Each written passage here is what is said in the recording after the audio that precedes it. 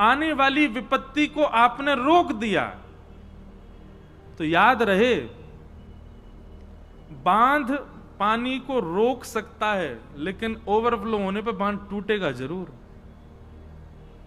मतलब आज कोई संकट आ रहा था और आपने महाराज बड़े प्रपंच करके, या से ये पूछ, वहां से पूछ, ये गंडा बांध दे, ये कर ले, ये पाठ कराओ, ये कराओ, ये कराओ, ये सब करा करके उसको अगर आपने समाप्त कर भी दिया, वो समाप्त नहीं होगा। कुछ समय के लिए टल जाएगा, कुछ समय के लिए रुक जाएगा, और ज्यादा से ज्यादा एक जन्म के लिए टल जाएगा। अगले जन्म में तो भोगना पड़ेगा।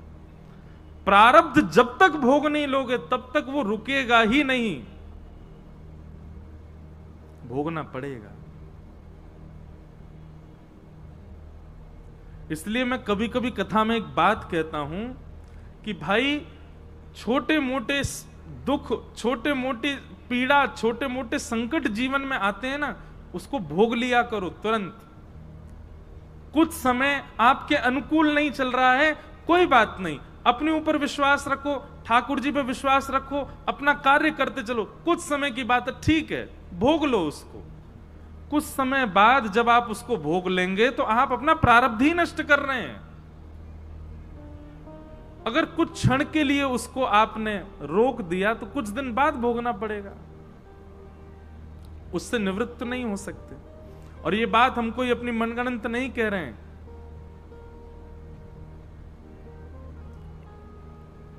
एक बहुत प्रसिद्ध कथा आती है, श्री जगन्नाथ भगवान के परम भक्त हुए श्री माधवदास जी, क्या नाम था, और ऐसा भयानक रोग कि महाराज कुछ भी पानी भी पिए तो रुके ना, बार बार शौच के लिए उनको जाना पड़ता था।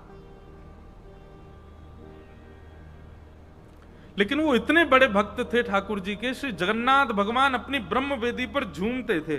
जैसे ही माधवदास दर्शन करने आता, जगन्नाथ भगवान ऐसे होते, माधवदास को देख करके आनंदित हो जाते। इतने बड़े भक्त माधवदास। और उनको एक रोग हो गया जिसके कारण उनको बार बार शौचालय जाना पड़ता, और शौच जाने की वजह से वो मंदिर नहीं जा पाते। रोग इतना ज्यादा बढ़ गया कि अब माधवदास जी उठ भी नहीं पाते, बिस्तर पर पड़े पड़े ही शौच निवृत्त होने लगे। ठाकुर जी को दया आ गई, और ठाकुर जी को दया आई तो ठाकुर जी रूप बदल करके एक छोटे से बालक बन करके आए और माधवदास जी की सेवा करने लगे। उनके मलमूत्र से सने वस्त्रों को ले जावें और ले जाके धोवें, धो करके सुखा दें, जल लेकर के आवें, जल पिला दें, जो उनके अनुकूल भोजन होना चाहिए वो बना करके उनको पवावें, उनके चरण दबावें, बुखार चढ़ आवे तो सिर पर पट्टी रखें। माधवदास जी 2-3 दिन तक तो बेहोशी से में ही थे, उनको पता ही नहीं कौन कर रहा है सब। पर 2-3 दिन बाद जब थोड़ी चेतना जगी तो उन्होंने ठाकुर जी के रूप को देखा। रूप देखते ही पहचान गए, बोले कि ये छद्म वेश में ठाकुर जी हैं। हाथ पकड़ लिया, बोले क्या कर रहे हो आप? आपकी सेवा कर रहा हूं। बोले मैं जानता हूं आप साक्षात जगन्नाथ जी हो। जैसे कि जगन्नाथ जी तो ठाकुर जी प्रकट हो गए। बोले माधवदास जी आप पहचान गए? बोले कि आप भक्त से बच नहीं सकते। बोले अब ठीक है, तुमने मेरी इतनी सेवा की, भक्तजन मेरी इतनी सेवा करते, भक्त के जीवन में पीड़ा है तो मैं भी तो सेवा कर सकता हूं ना। तो माधवदास जी कहते हैं, बोले ठाकुर जी आप सेवा करने आ गए, मेरी सनी हुई धोती धोने आ गए, मुझको भोजन खवाने आ गए, आप तो परमात्मा हो, चुटकी बजाओ मेरी पीड़ा दूर कर दो। आप तो परमात्मा हो, मेरे सिर पे हाथ फेर दो, पेट पे हाथ फेर दो, मेरी जो जो पीड़ाएं हैं सब खत्म कर दो।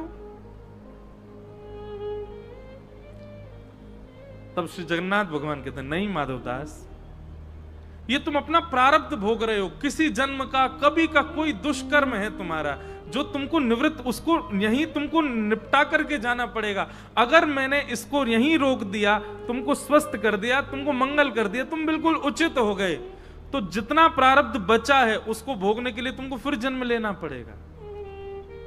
इसलिए इससे निवृत्त हो लो, इसको भोग लो।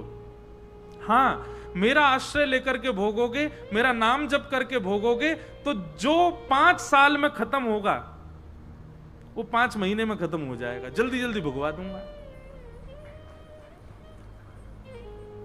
एक प्रकार से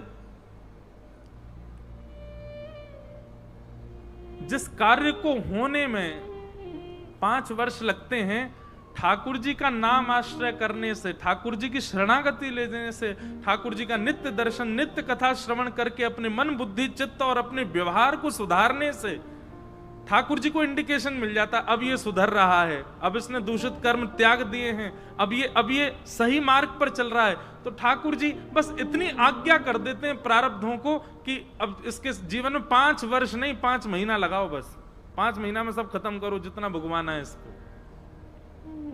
इसलिए कई बार देखा जाता है अधिकतर भक्त वैष्णव उसके जीवन में कष्ट आएगा ही आएगा। नाम जापक हो, कथा श्रवण करने वाला हो, कथा करने वाला हो, कष्ट आएगा, दिखेगा नहीं, दिखेगा वो प्रसन्न ही, पर उसके जीवन में कष्ट है, वो भोग रहा है, वो निवृत्त हो रहा है।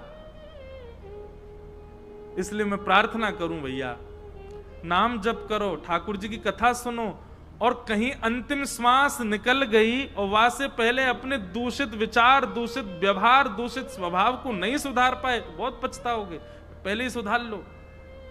कथा हम सबको चुनती है, किसी व्यक्ति विशेष के धन लगाने से, किसी व्यक्ति विशेष के पूरे व्यवस्था करने से कथा होती है, पर मूल रूप से जो जो कथा में आए सब चुने गए हैं। ठाकुर जी इनको मौका दे रहे हैं कि भाई तुम 7 दिन कथा सुन के नेक और संवर जाओ, नेक संभल जाओ, नेक सुधर जाओ। लाखों करोड़ों लोग बाहर से निकल जाएंगे, नहीं आएंगे, वही आएंगे जो चुने गए ठाकुर जी के द्वारा, क्योंकि ठाकुर जी उनको अवसर दे रहे हैं, एक बार नेक सुनो, नेक सुनकर के अपनी भावना को प्रकट करके नेक सुधारो, संभल जाओ, अंतिम श्वास आए उससे पहले ठीक है लो। क्योंकि व्यक्ति को सबसे ज्यादा आत्मग्लानि होती है जब वो मृत्यु को प्राप्त कर लेता है और अपने कई दोषों को सुधारने का सोचता रहा लेकिन सुधार नहीं पाया,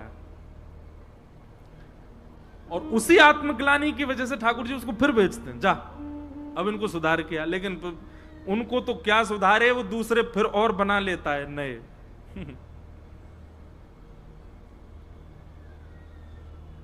मैं एक बात कहता हूं कि हम सब हिसाब बराबर करने आए हैं पृथ्वी पर पुरानों तो बराबर कियो नहीं, या जन्म को नयो और बना लियो। तो हमारी जो हिसाबन की जो बैलेंस है ना, वो कम नहीं होता है, बढ़ता ही जाता, बढ़ता ही जाता, बढ़ता ही जा रहा है। इसलिए भैया ये कथा जीवन में आई है, आप सब चुने गए हो, या कथा में नित्य एक आज्ञा तो आपको माननी ही माननी है, चाहे कोई भी एक आज्ञा का पालन करो। 4 घंटे बैठ करके कोई एक आज्ञा व्यासपीठ की ऐसी हो, उसका पालन करना ही करना है आपको। तो तापत्रय विनाशाय श्री कृष्णाय वयम नमः। ऐसे प्रभु श्री कृष्ण को हम सब मिलकर के प्रणाम करते हैं। कैसे?